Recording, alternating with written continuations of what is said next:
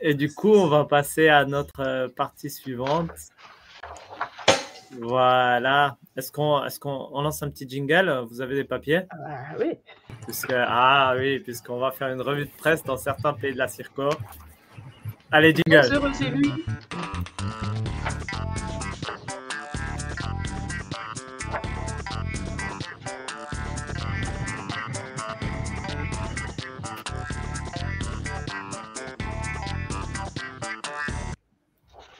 Voilà, le petit jingle qui fait plaisir.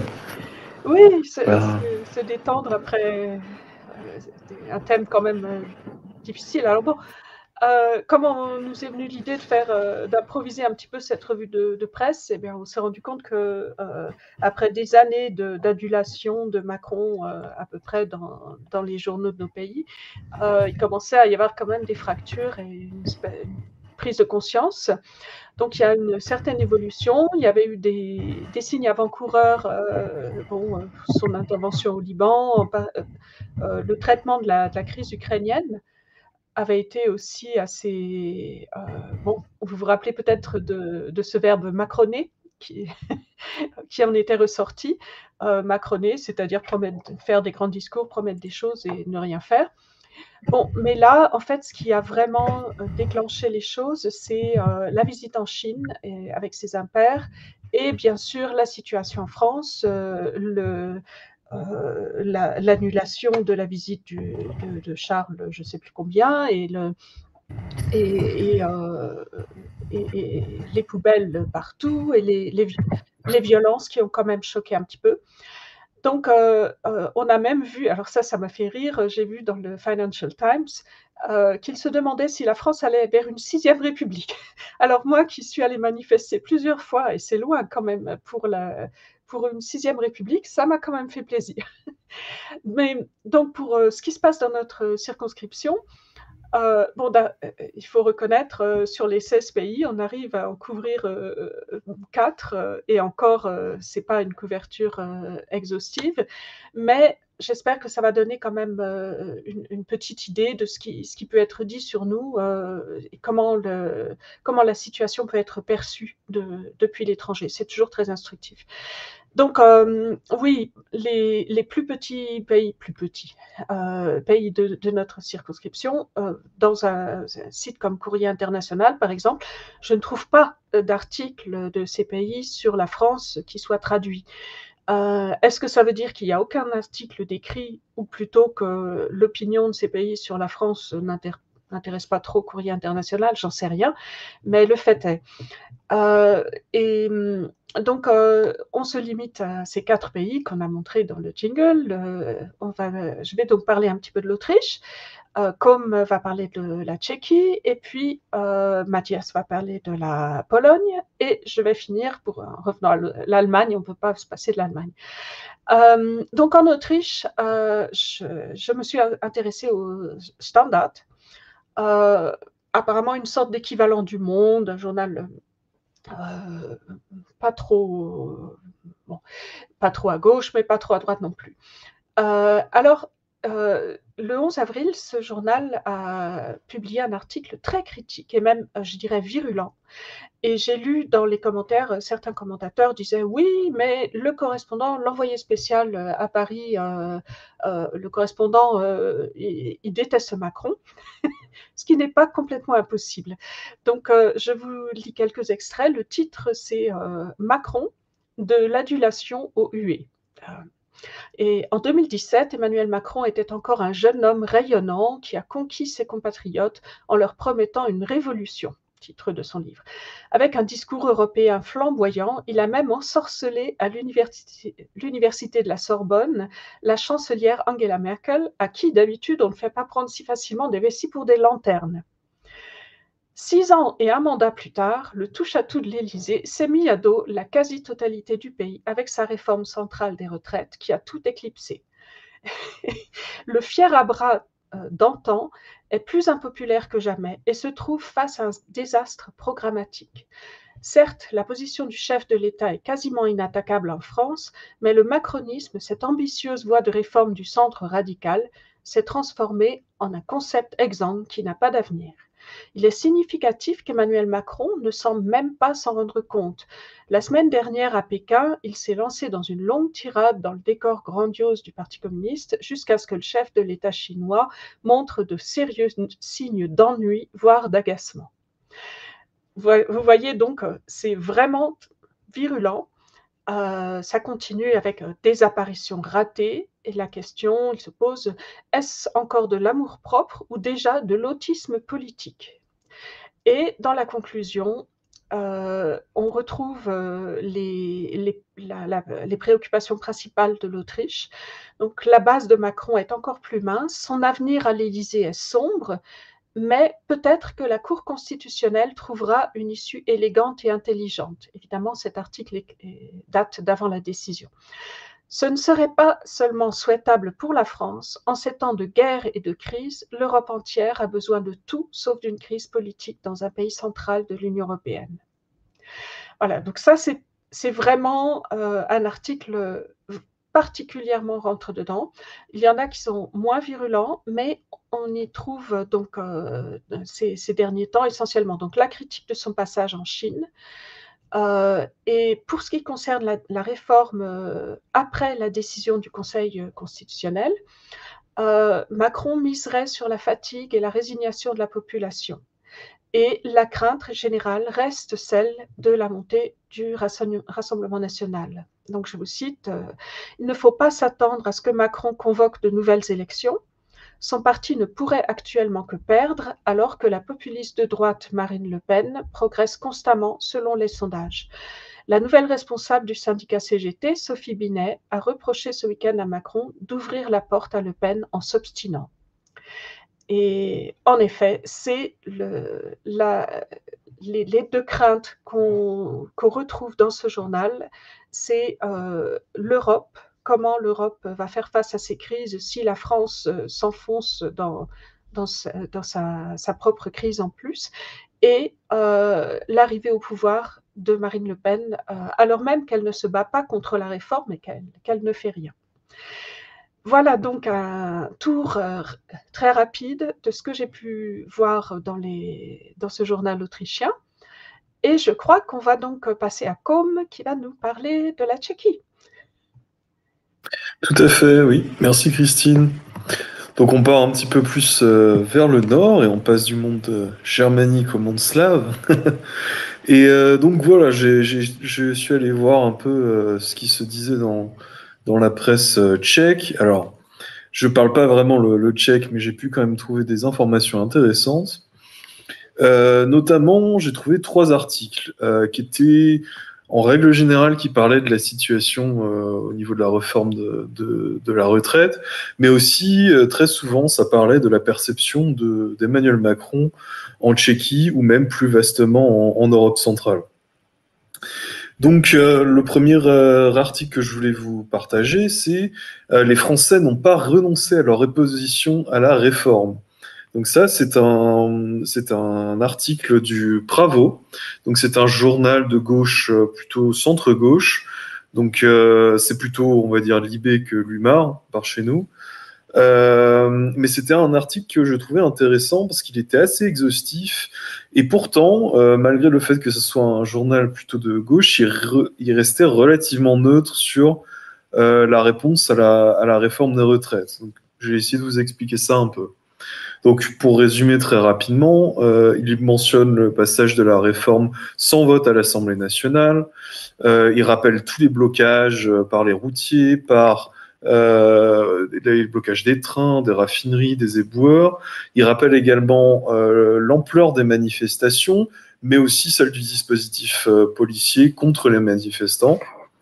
Et dans cet article, ils insistent aussi très fortement sur l'utilisation de gaz lacrymogène par la police.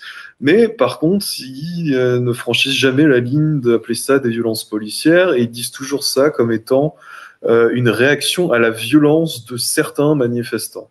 Alors voilà, c'est à peu près ça ce qui est sous-entendu par cet article. Et ensuite, ils citent un certain nombre de leaders syndicaux et politiques. Donc, les propos d'Emmanuel Macron lors de son interview, quand il disait qu'il n'était pas content de faire cette réforme, mais que c'était nécessaire. Aussi les propos de Philippe Martinez qui disait que ce que faisait Macron, c'était comme lancer un bidon d'essence dans le feu. Les propos de Laurent Berger qui disait que depuis janvier, il n'avait pas vu un seul ministre pour quelques négociations que ce soit. Et aussi les propos que Fabien Roussel avait portés. Alors pourquoi, je ne sais pas exactement, mais c'était dans sa réaction. La réaction de Fabien Roussel qui disait « Lâchez vos matraques, rejoignez la procession, le cortège à la police ». Voilà.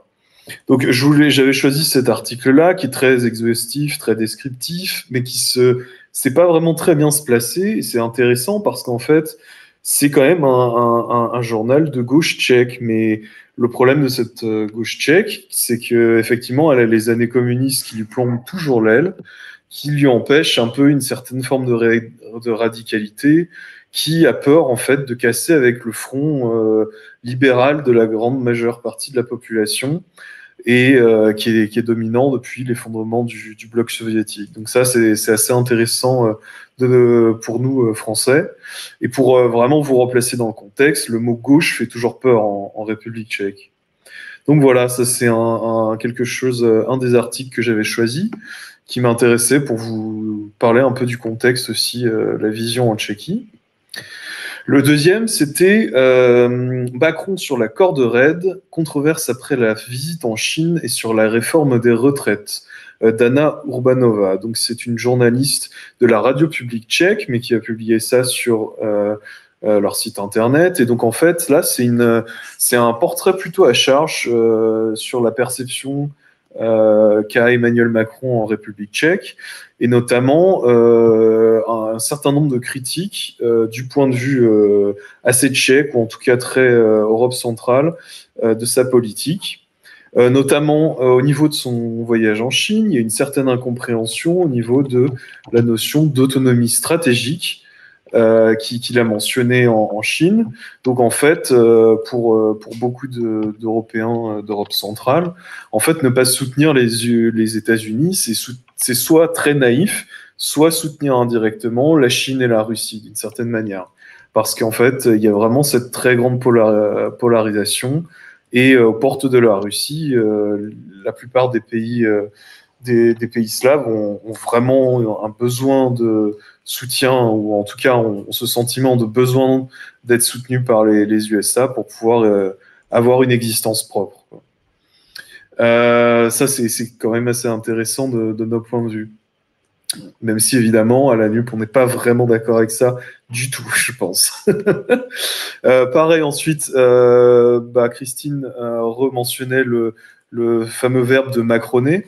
Donc, en fait, ça aussi, c'est une critique qui est faite à Macron. C'est qu'en fait, les discussions en Chine, ils font le parallèle directement avec les discussions qu'il y avait entre Macron et Poutine au début de l'invasion russe, qui ont servi, selon cette journaliste, vraiment à rien. Et il y a aussi toujours une certaine mention au niveau international du peu d'intérêt pour l'Europe centrale et orientale d'Emmanuel Macron, qui préfère concentrer ses efforts avec les relations avec l'Allemagne. Ce qui me paraît assez plutôt juste là-dessus. Et par contre aussi, il y a des points qui le critiquent au niveau de son comportement, mais aussi de sa méthode de gouvernement. Donc sur la réforme des retraites qui est passée en force, il mentionne aussi la déconnexion de Macron avec la population, et notamment la façon d'où il vient. Il mentionne Rothschild, etc. Et il mentionne aussi sa très faible popularité, notamment avec un sondage qui est aussi devenu assez connu là en France, qui disait que si on refaisait le second tour, sans doute Marine Le Pen passerait devant. Voilà, donc ça c'était le deuxième article, un peu plus rapide. Et le troisième article, alors ça, c'est un peu l'article que j'ai choisi parce que ça vous montre quand même qu'il y a aussi une grande déconnexion entre certaines personnes d'Europe centrale et vers ce qui se passe en France. Donc le titre, c'est « La France connaît à nouveau une période de manifestation et de grève ». C'est aussi sur le site de la radio tchèque publique, et c'est par une écrivaine qui s'appelle Clara Notaro, qui vit à Paris. Mais je vais pas vous le cacher, c'est vraiment un torchon libéral. C'est bourré de clichés, de stéréotypes. Et donc, bon, voilà, par exemple, les manifs des Gilets jaunes se sont transformés en pillage de magasins. C'est quelque chose qui se dit dans cet article-là. La journaliste soutient très clairement la réforme et le choix de Macron en argumentant sur la crise due au Covid qui a fait un certain endettement, le fait que l'invasion de l'Ukraine par la Russie a créé cette inflation, etc. Enfin, on connaît tous ces arguments qui sont vraiment portés par le gouvernement français. Et malgré tout, cette journaliste donne quelques piques un peu à Macron. Mais bon, ça reste quand même limité. Globalement, c'est très en soutien d'Emmanuel Macron. Je vais quand même vous lire quelques petits morceaux choisis qui vous donneront un peu la teneur de ce brûlot, on va dire. Alors, par exemple, les Français ont de nombreuses raisons d'être mécontents. Ils commencent à comprendre que la société ne peut pas compter sur l'État pour résoudre tous ces problèmes. Donc on voit là, c'est vraiment complètement politique extrêmement libérale. Deuxième citation, la théorie promulguée pendant des décennies selon laquelle la France n'a pas besoin d'industrie parce qu'elle est si belle qu'elle ne peut vivre que du tourisme, de la gastronomie et de la production de biens de luxe s'est révélée creuse, voire néfaste. Donc voilà, ça c'est pareil, c'est complètement vraiment plein de bourré de stéréotypes, c'est extrêmement cliché. Je ne sais pas comment cette personne peut vivre en France et se rendre compte de ça, mais bon, écoute, c'est son point de vue. Une autre citation, le soutien de l'État ne remplacera jamais le sentiment d'utilité et la joie du travail bien fait. Alors là, ça sent vraiment le MEDEF à plein nez, hein. Un peu, on pourrait dire, presque. Mais bon. Et quelques autres citations, très rapides, hein. L'humeur révolutionnaire se répand surtout parmi les partisans de l'association des partis de gauche NUP. Les manifestations deviennent de plus en plus agressives et les jeunes voyous gauchistes commettent des dégâts partout où ils s'introduisent. Ils ont même détruit les anciennes portes de la mairie de Bordeaux. Alors qu'on sait très bien maintenant que c'était effectivement des militants d'extrême droite qui avaient mis le feu à cette mairie, si je ne me trompe pas. Et la dernière petite citation, parce que celle-là m'a vraiment surprise, on va dire. Le président Macron a même dû demander au roi Charles III d'Angleterre de reporter son voyage officiel en France parce qu'il ne pouvait pas lui offrir un séjour digne. Ainsi, l'extrême gauche, emmenée par Sandrine Rousseau, exigeant l'annulation de la cérémonie au château de Versailles, a obtenu gain de cause. Donc comme quoi, il y a vraiment une déconnexion. L'extrême gauche emmenée par Sandrine Rousseau, je ne crois pas que ça soit très justifié comme emploi. Ça m'a fait quand même beaucoup rire en voyant que même dans la presse tchèque, Sandrine Rousseau se prenait des balles perdues comme ça, je ne sais pas du tout pourquoi. Mais bon, c'est un peu triste, mais voilà. On va quand même sauver la phrase finale de cet article qui est « La réforme des retraites va continuer à être débattue car la voix de la rue est exceptionnellement forte en France cette fois-ci et de plus, le mot colère se fait entendre. » Voilà, donc ça, c'est à peu près le seul truc que je sauve de cet article. Et donc, je crois que Mathias, maintenant, voulait nous parler un peu de ce qui se disait en Pologne, je crois. C'est ça? Voilà, on se slavise de plus en plus, non? Après l'Autriche, quand les Slaves habsbourgeois, eh ben, on passe aux Slaves, plus Slaves encore. Mais même, c'est pas très différent finalement que la République tchèque, non? Ces sociétés, en général, les dynamiques sont très semblables. Juste pour rappeler le paysage politique, non, il y a donc une droite libérale qui est dans l'opposition, et puis il y a un gouvernement d'extrême droite conservatrice qui est au gouvernement avec le parti PiS, et donc les journaux, ils suivent soit une ligne, soit de l'autre. Alors ce que j'ai fait, j'ai un peu regardé le plus grand journal de chaque camp. Donc pour les libéraux, ça s'appelle Wyborcza, Gazeta Wyborcza, et le Rzeczpospolita, c'est celui des conservateurs. Alors déjà, le premier point, effectivement, moi, je cherchais plutôt qu'est-ce qu'ils allaient dire sur les retraites. Et en fait, effectivement, ils sont plus concernés par ce qu'il a dit sur la Chine et ce qu'il dit sur l'Ukraine que la contestation des retraites. Ça les préoccupe beaucoup plus. Alors, sur la question des retraites, bien que ça ait été un thème, n'empêche qui a divisé aussi la Pologne, puisque les libéraux avaient augmenté l'âge à 67 ans. Et après, lorsque l'extrême droite est arrivée au pouvoir, ils ont rabaissé à 65 ans pour les hommes et à 60 ans pour les femmes. Donc, ça a été vraiment un thème aussi qui a mené des débats, où il y a eu des débats ici, en Pologne, pardon. Mais finalement, les approches ne sont pas si différentes que l'une de l'autre, même si en général, les libéraux sont plus pro-réforme et contre la contestation. Mais grosso modo, l'approche est semblable, c'est-à-dire il n'y a aucune remise en question de la réforme en soi.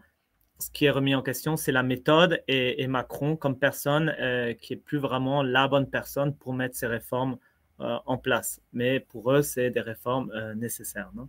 Ce qui est dans ce que j'ai lu, moi en tout cas, ce qui est, contrairement à ce que tu dis un peu comme, c'est que l'inexistence de la gauche, enfin vraiment, la NUPES n'est pratiquement jamais mentionnée, ou même jamais parfois. Dans des articles, vraiment, elle n'existe pas, la gauche n'existe pas.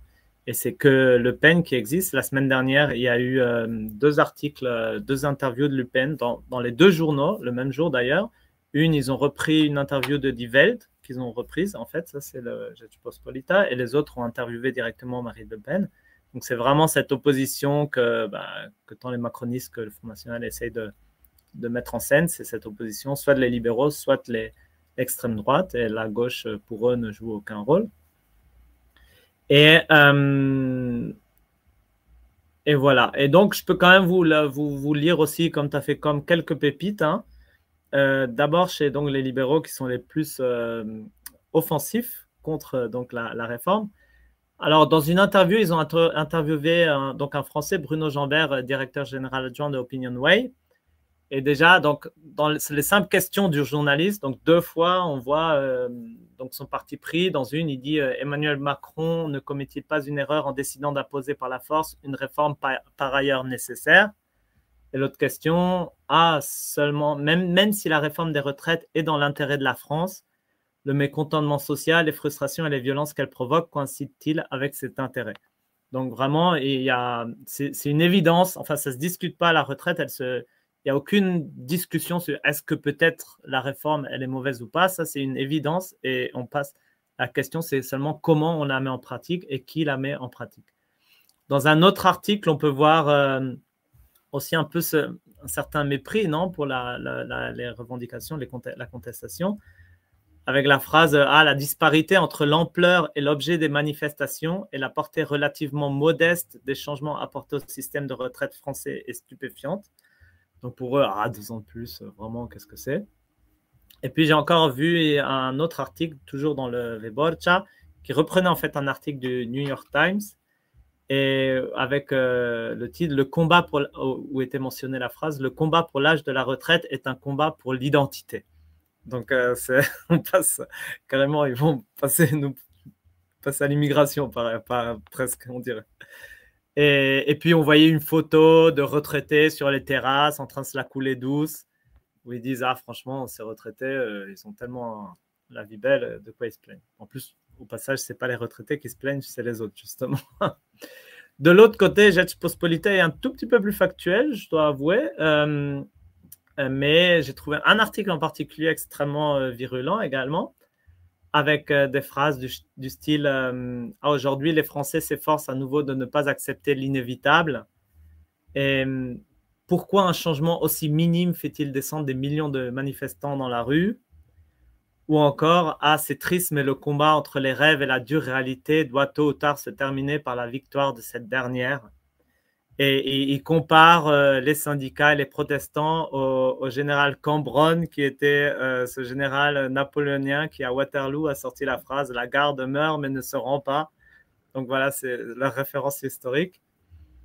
Donc j'avais vu un autre article aussi dans le même Rzeczpospolita qui parlait un tout petit peu de la contestation, mais qui parlait de la contestation en Europe et qui disait les grèves qui paralysent la France depuis des semaines s'étendent aux pays voisins.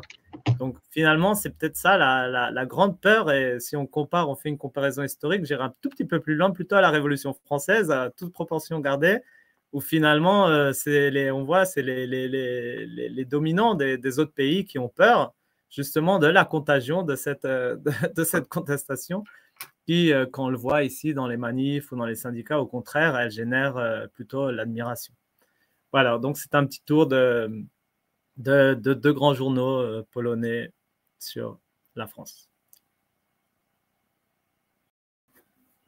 Oui, Mathias. Donc, on retourne vers l'ouest, hein, quand même, vers le gros morceau de notre circo, et dans lequel je trouve qu'on retrouve quand même un peu de ce que vous avez signalé, l'absence de la NUPES et l'omniprésence de Macron et le Rassemblement national. Et donc, moi, ce qui m'étonne quand même, c'est combien il semble difficile en Allemagne, plus que ce que j'ai vu en Autriche en tout cas, de simplement se demander si quand même les Français n'auraient pas des raisons, et même des bonnes raisons, de refuser avec une telle force cette réforme. C'est quand même, ça pour moi c'est frappant, hein. Ça va tellement de soi que cette réforme, qu'elle doit de toute façon être appliquée, qu'elle a même traîné trop longtemps. Le dogme n'est absolument pas remis en question. Donc en janvier, au début de la guerre autour de cette réforme, on trouvait dans le Spiegel le fait à propos de Macron, le fait qu'il repousse la réforme depuis aujourd'hui presque 6 ans décuple l'importance des enjeux. Un signal de sérieux budgétaire de la part de la France est attendu depuis aussi longtemps que Godot. Donc il faut un petit peu d'esprit, mais on attend cette réforme. Et pour situer un petit peu mieux comment les personnalités politiques sont perçues, je vous cite un petit passage de la Süddeutsche Zeitung, c'est par chez moi, c'est un journal, pardon, d'après le Courrier international, de tendance libérale et grand défenseur des valeurs démocratiques et de l'état de droit, rien que ça. Et voilà comment ce journal voyait l'an dernier la campagne présidentielle. Le titre, c'était « Avant la présidentielle, la campagne la plus nulle du monde ».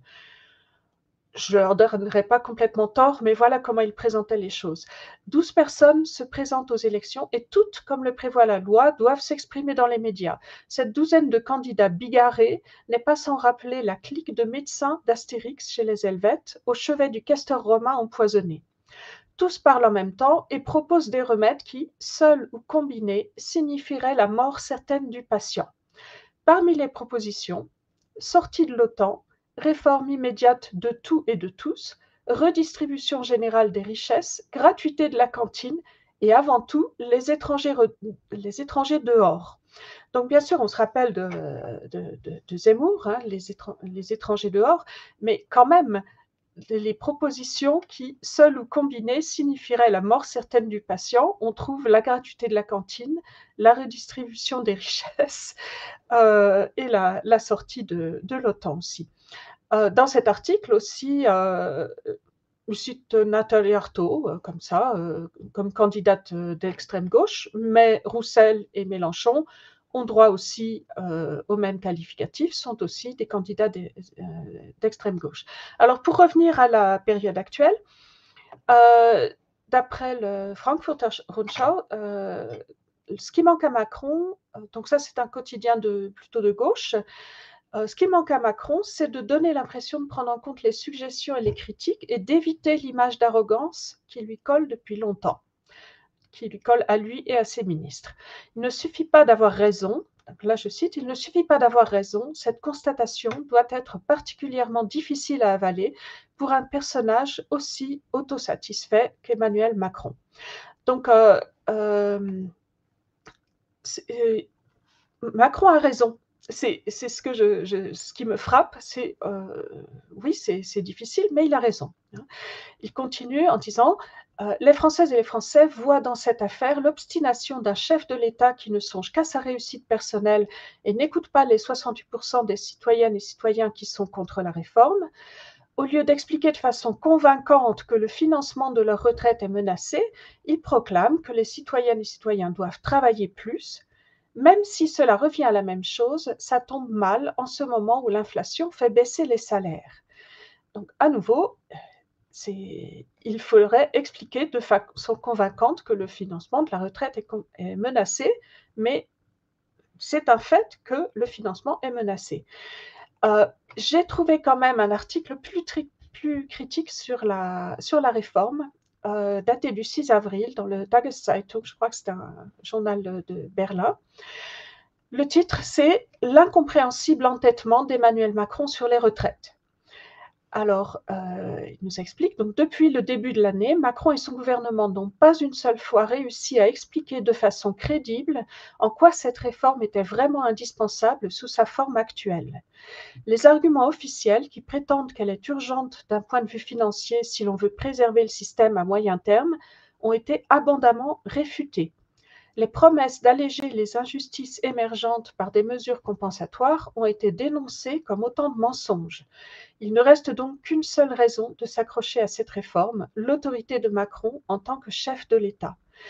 Et là, c'est le seul article que j'ai trouvé où, en effet, se pose la question, oui, les arguments du gouvernement sont ceux-ci, mais est-ce qu'ils sont vrais ? Et j'ai trouvé donc ça intéressant.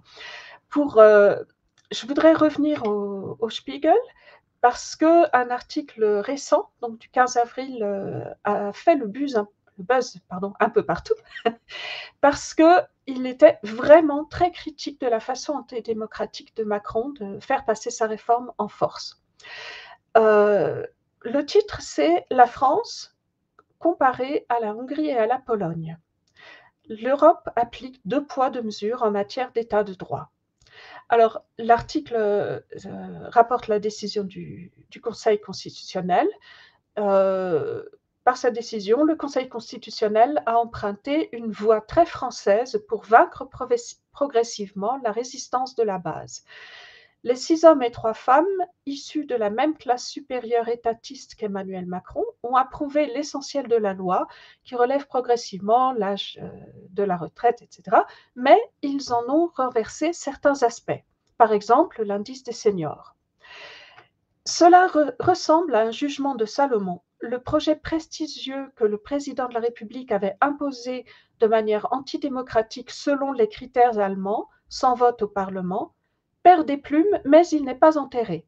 En apparence, il n'y aura ni vainqueur ni vaincu. Alors, je voudrais souligner un projet imposé de manière antidémocratique selon les critères allemands.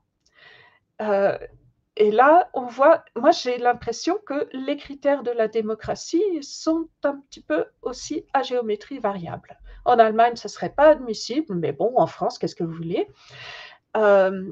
L'article continue sur l'éventualité d'un référendum, le rapport de force, les opposants qui seraient, le nombre baisserait, fatigue et tout. Et ensuite, il revient aux scènes qui ont choqué, hein, de violence et de poubelles et tout ça. Pour les observateurs allemands, les scènes détestables en France sont l'occasion de soumettre les idées reçues sur la démocratie et l'état de droit dans différentes régions de l'Union européenne à un test de réalité. Donc, on va tester face à la réalité les idées reçues sur la démocratie et l'état de droit. Le voisin de l'Ouest, tant apprécié, remplit-il les critères allemands en matière de relations bien ordonnées et dans une plus grande mesure que les gouvernements polonais et hongrois, critiqués à juste titre et que de nombreux Allemands considèrent de haut comme des Européens de seconde zone. Macron se montre-t-il plus démocratique que la Hongrie et la Pologne ? Je trouve ça vraiment très, très intéressant. Les Allemands critiquent et considèrent de haut, à juste titre, les Polonais et les Hongrois. Mais les Français, est-ce qu'ils peuvent le faire ? le journal continue à se demander quel serait le jugement de l'opinion publique si des nationaux populistes comme Viktor Orban à Budapest ou le gouvernement PIS à Varsovie imposaient une réforme aussi fondamentale que le relèvement de l'âge de la retraite avec des méthodes aussi autoritaires que celles de Macron à Paris, sans le vote du Parlement, et s'ils la faisaient ensuite approuver par un Conseil constitutionnel dont ils auraient personnellement choisi une bonne partie des membres. Il n'y a pas de cour constitutionnelle en France. Donc, je trouve cette comparaison vraiment intéressante et c'est pour cette raison que cet article a vraiment fait le buzz. J'apprécie cette remarque finale, il n'y a pas de cour constitutionnelle en France. Nous, on est là en train de se demander, oui, est-ce qu'ils sont assez fiables? Pour les Allemands, ça n'est pas sérieux. Et en effet, je partage cette opinion que le Conseil constitutionnel n'est pas sérieusement une cour constitutionnelle. Et je voudrais vous lire encore, je vais finir la conclusion de cet article qui m'a aussi vraiment frappée. Voilà leur conclusion. Donc, est-ce que la France vaut mieux que la Hongrie ou la Pologne? Leur conclusion. La véritable raison pour laquelle Macron a choisi cette voie problématique, c'est qu'il ne voyait pas d'autre moyen de sortir la France de son incapacité structurelle à se réformer. Celle-ci aurait conduit, à plus ou moins long terme, à la faillite de l'État et aurait mis l'euro en danger. Et pour moi, cette conclusion, c'est oui, à première vue, c'est comme ce qui se passe en Hongrie et en Pologne. Mais la différence, c'est que la France, elle a cette incapacité structurelle à se réformer. Jamais il n'explique à quoi ça serait lié, mais ça a l'air d'être un cliché habituel. Et à cause de cette incapacité structurelle, Macron n'a pas d'autre choix. Et il ne peut pas mettre l'euro en danger, donc tant pis pour la démocratie. C'est ce que je lis dans cette conclusion. J'ai trouvé cet article vraiment frappant. La priorité pour les Allemands me fait penser, cette conclusion en tout cas me fait penser que pour les Allemands, dans les autres pays un peu moins avancés que l'Allemagne, on peut prendre des libertés avec les principes démocratiques. Et l'euro a la priorité sur tout le reste. On l'a vu avec la Grèce en 2015 et je me dis que si cette réforme ne passe vraiment pas en France, ce ne serait pas exclu qu'on se retrouve à avoir un traitement médiatique qui rappellerait celui qui avait été fait à la Grèce. Voilà donc ce que j'ai pu dire sur la presse allemande. Évidemment, ça n'est toujours pas exhaustif. Je n'ai pas tout lu. J'ai certainement raté beaucoup de choses. Mais voilà mon impression en tout cas. Waouh, je t'avoue, je l'avais vu passer l'article du Spiegel, mais je ne l'avais pas lu en entier. Là, je vais le lire en entier maintenant. Il est glaçant, hein, ce que tu racontes. Ah oui. C'est impressionnant. Hein. Ouais. Ce sentiment de supériorité tranquille, voilà, c'est quand même surprenant. Ouais. Voilà, ben, mission accomplie, les amis. Oui, super. Voilà, arrivé à la fin, donc. Est-ce que, je ne sais pas s'il y en a encore qui sont là en salle d'attente, tout le monde est parti se coucher. Hop. Mais là, ils sont là. Toute l'équipe est là. Et j'ai une question, est-ce que par hasard vous avez des stylos et des papiers à la main? Ou quelque chose pour taper comme ça? Oui. Parce qu'on nous a critiqué dans le chat qu'on n'avait pas nos casseroles aujourd'hui. C'est vrai, c'est vrai. Pour finir, on tape, c'est notre action proteste aujourd'hui. Alors Louis, il a disparu. Devant la mairie. On est en train Exactement. de les voisins. Oh là là. Bon. Et on a même alors, chers amis, à la prochaine sera sûrement le 8 mai, non? Parce que le 1er mai, on va peut-être on va peut-être aller manifester. Oui, sans doute. Oui. Le 8 mai n'est pas férié en Allemagne. Hein. Voilà. Ah. Et oui. Donc, ça devrait être notre prochaine émission, le 8 mai. On se retrouve tous et toutes ici